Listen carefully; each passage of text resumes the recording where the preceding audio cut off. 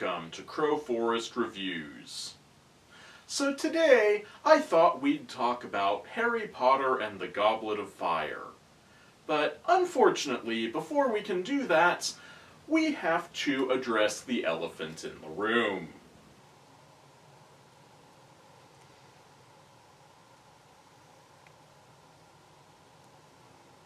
Yes, unfortunately, you cannot talk about Harry Potter these days without first addressing the problematic and bigoted TERF queen herself, J.K. Rowling. So what can I possibly say about J.K. Rowling that everyone doesn't already know and that someone else hasn't already said?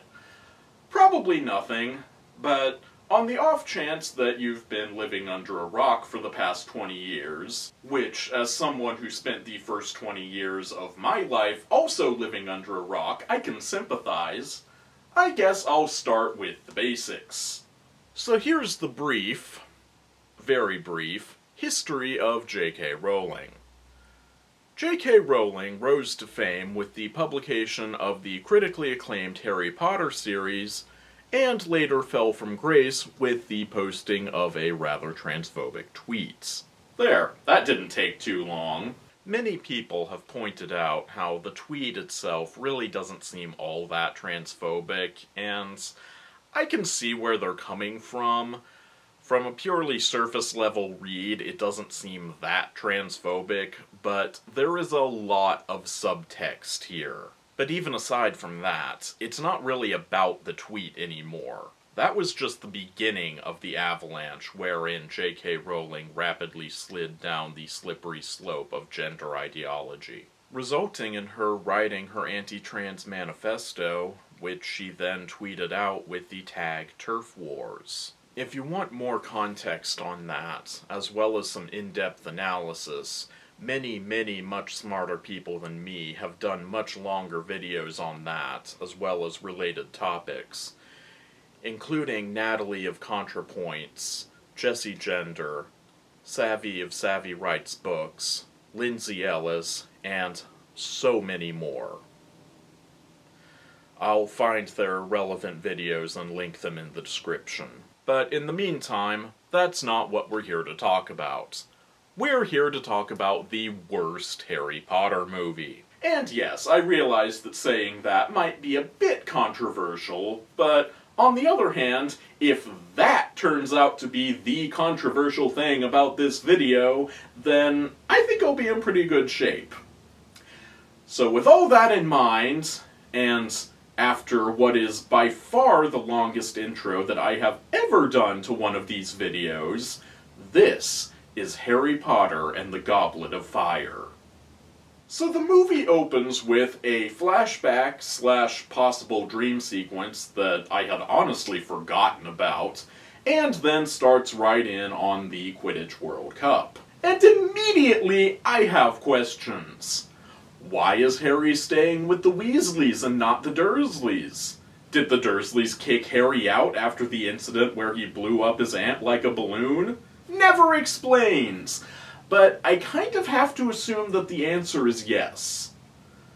Unless, of course, you've read the book, in which case you know that the answer is not yes, but when I first saw this movie, I had not read the book, so yeah, totally lost. So they arrive at the World Cup and find their seats, and Cornelius Fudge announces the beginning of the games. And then it's over. Just like that. And then cut to... It's not the Irish. What the hell does that mean? And now there's a mob? What the hell is going on? And now some asshole is summoning a skull in the sky? What the hell is going on? I think I blinked and missed something. Anyway, the Ministry of Magic show up and try to murder Harry, because they think that he's the one who summoned the skull in the sky? Or something. And then suddenly they're on the Hogwarts Express. What? How? How did they get there so fast? What happened to the murder? The murder squad just let them go? I have so many questions! Well, that was officially the most confusing opening scene of a movie ever. So they arrive at Hogwarts just as the other two schools are also arriving at Hogwarts. Because did we mention that Hogwarts is hosting a multi-school competition this year? What? No? We didn't mention that? Well, no time. Just try to keep up. Also, Victor Crumb, the Seeker from the World Cup, is also there. Because apparently he's still a student. Despite being a professional athlete. Wait, what?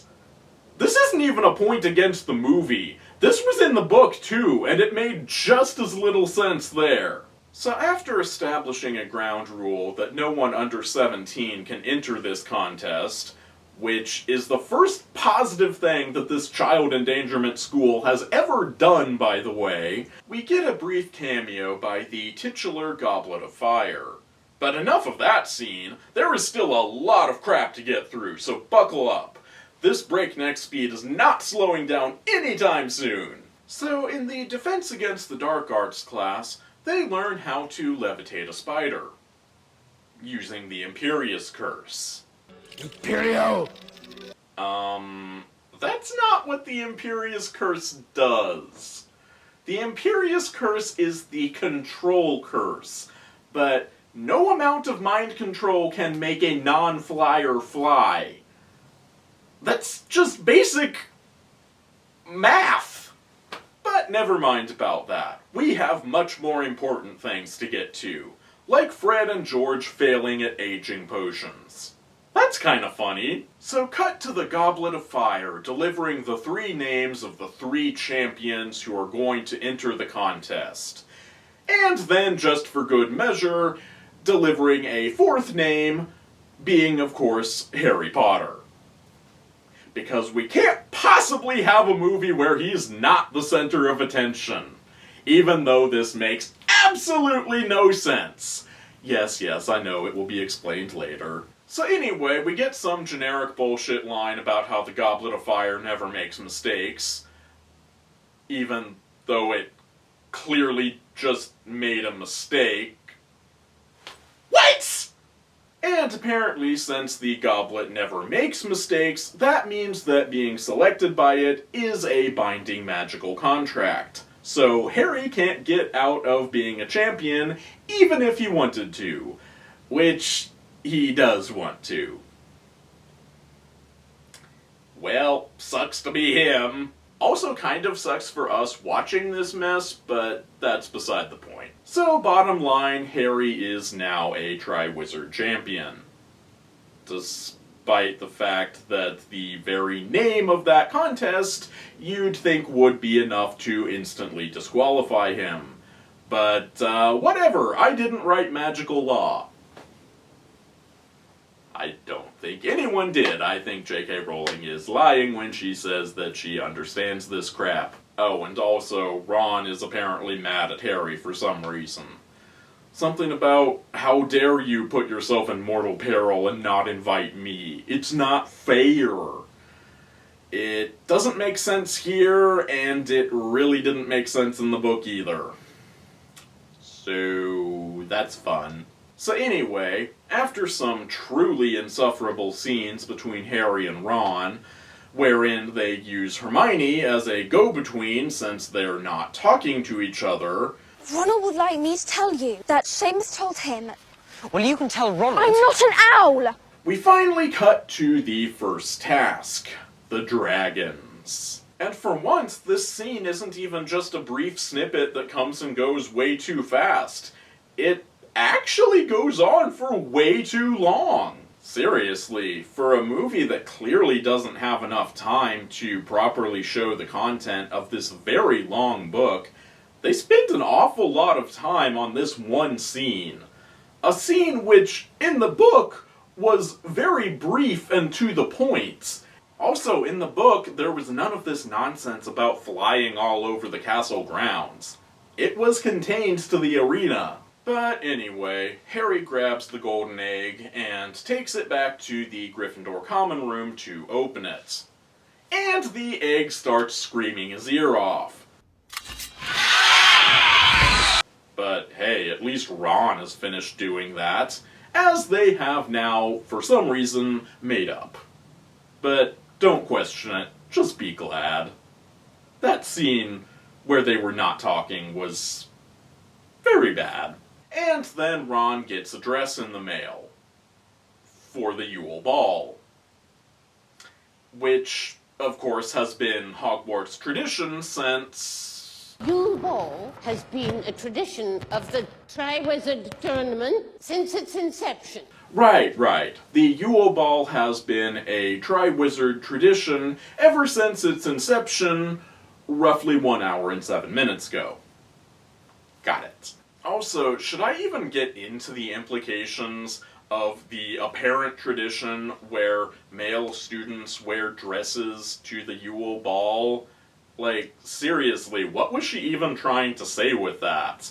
I literally have no idea what to do with that information. Like, it was an odd quirk in the book, and even in the movie when it first came out, but now it just feels a little on the icky side, but I can't quite put my finger on anything specific about why. It just feels odd and slightly off. But, I guess I'll leave that for someone else to analyze, because I got nothing. So anyway, Harry and Ron both start wigging out because they don't have anyone to go to the dance with. And it somehow doesn't occur to either of them that they could solve both their problems by simply going together. Seriously, why don't they just do that? Is there some rule against it?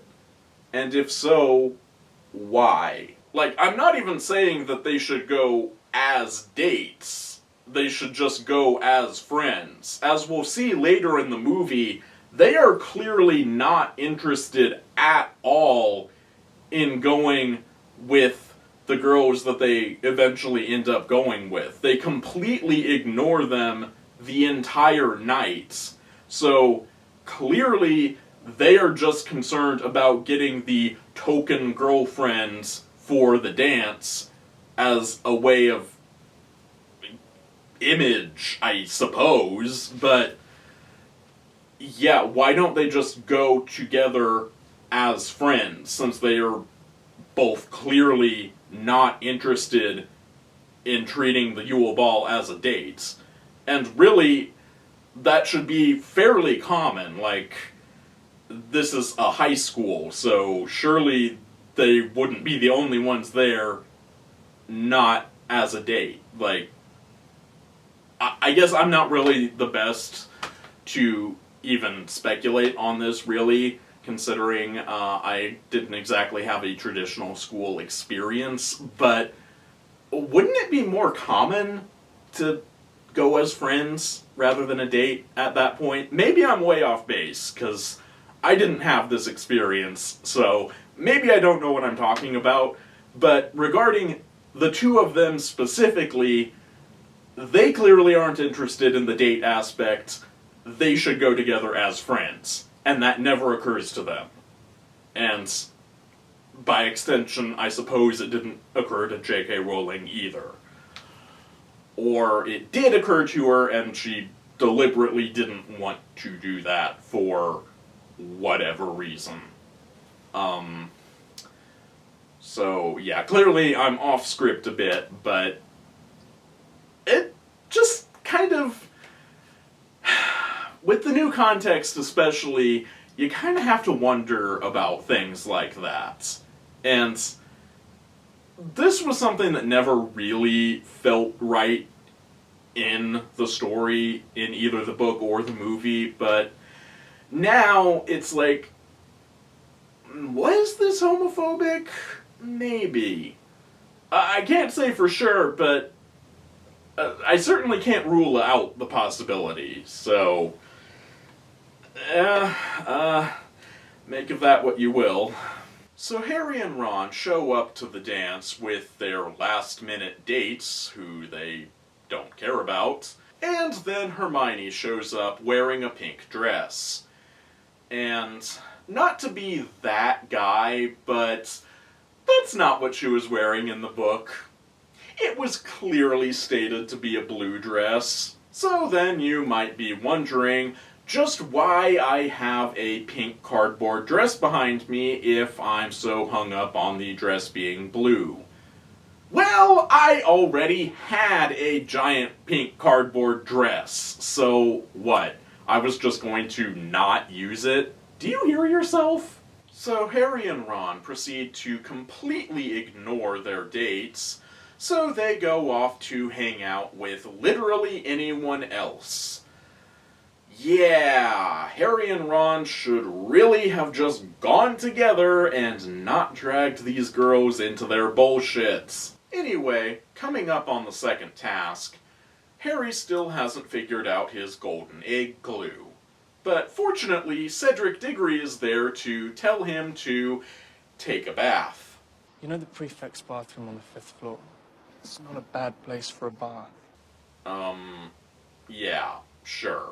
That's very helpful. So Harry goes into the prefect's bathroom that Cedric gave him access to, and who should join him there but Moaning Myrtle.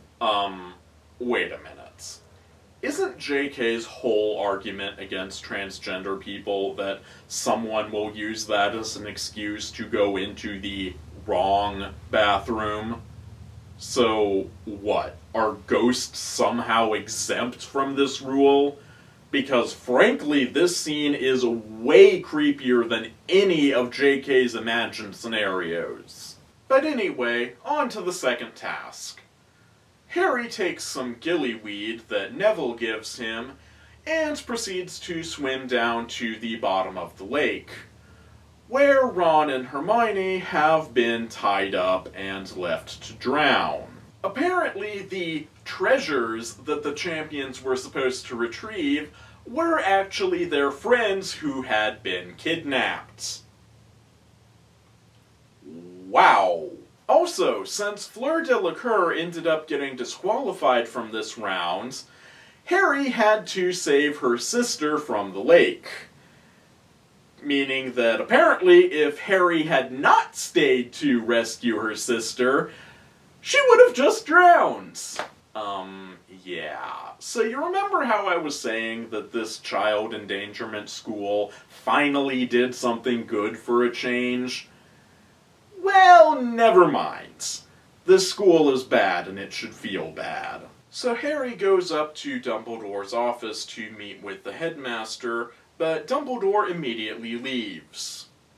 Does he not know how meetings work? Anyway, having been left alone in Dumbledore's office, Harry gets bitten by some carnivorous jelly beans, and then proceeds to fall into the pensive.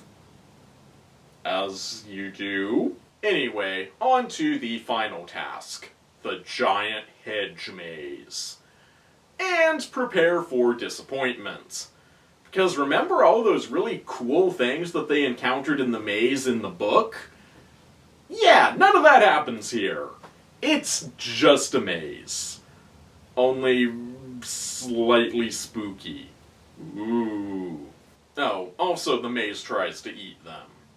So there's that. So after disarming an Imperiist Victor Crumb, and Imperiist actually meaning Imperiist this time, not somehow levitating.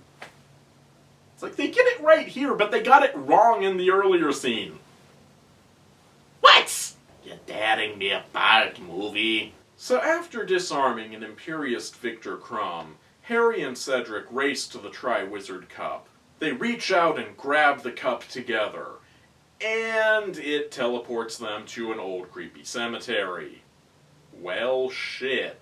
And there's a tombstone reading Tom Riddle. Double shit. And Cedric Diggory is killed. Okay, that is just not cool. So Wormtail makes a creepy potion out of flesh, blood, and bone, and resurrects Lord Voldemort, who then summons all of his Death Eaters to the cemetery, including Malfoy's father. What a shock. And this scene goes on for way too long and is very unpleasant. But, to be fair, this scene went on for way too long and was very unpleasant in the book too. So, good adaptation! And so, we finally get our big epic showdown between Harry and Voldemort, wherein they just sort of stand there and shoot fireworks at each other. Wow. That's, very well choreographed fight scene you have there. Just imagine what this looked like before they added the special effects.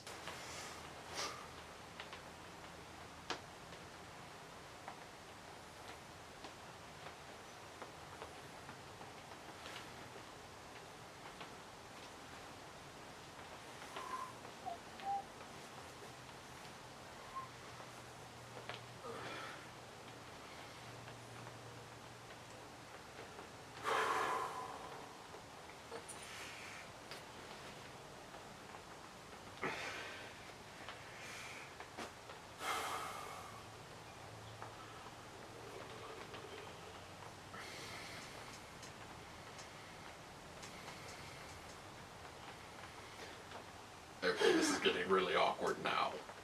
Anyway, Harry escapes with the help of some ghosts, and he manages to get back to the Triwizard Cup and grabs it. And this time, it transports him back to the outside of the maze, where it should have taken him before.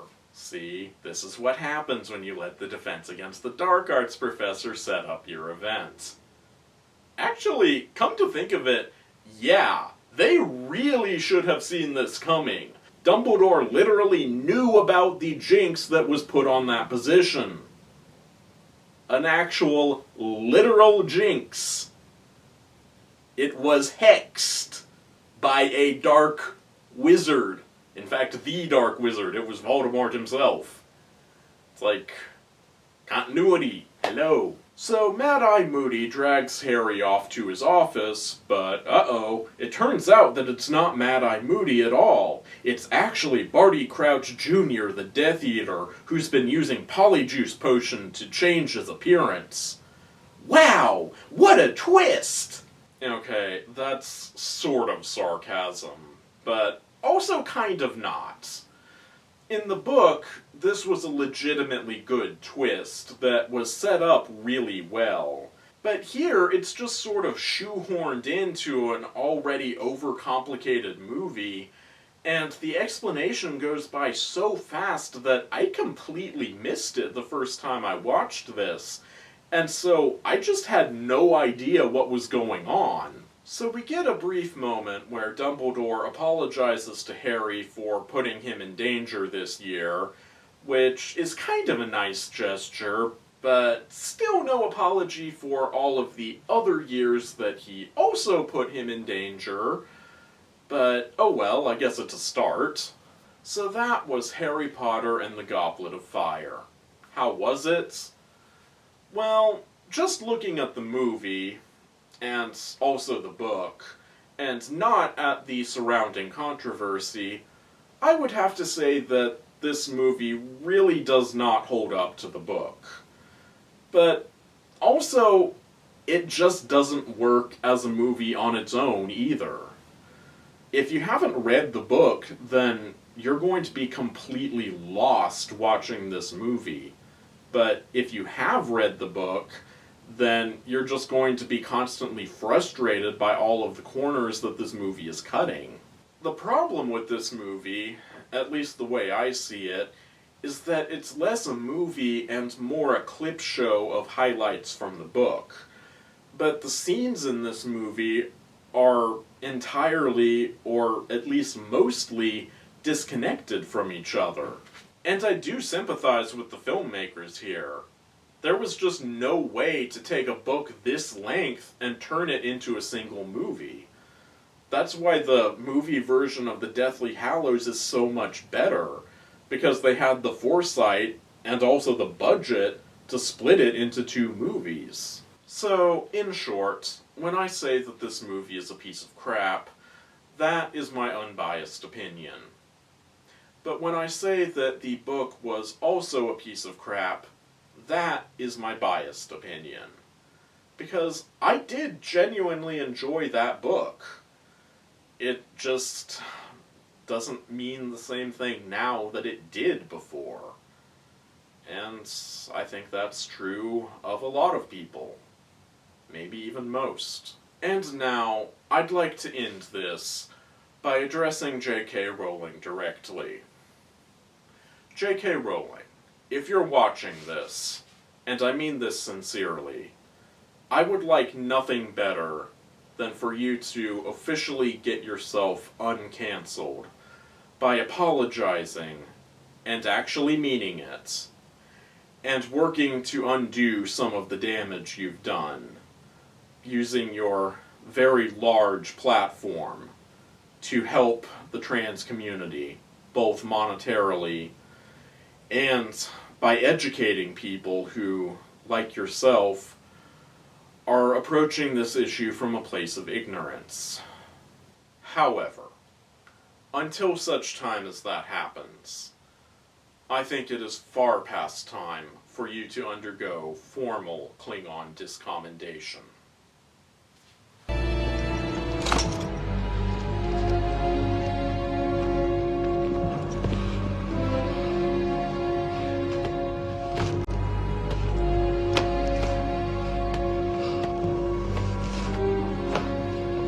You have no place in this hall.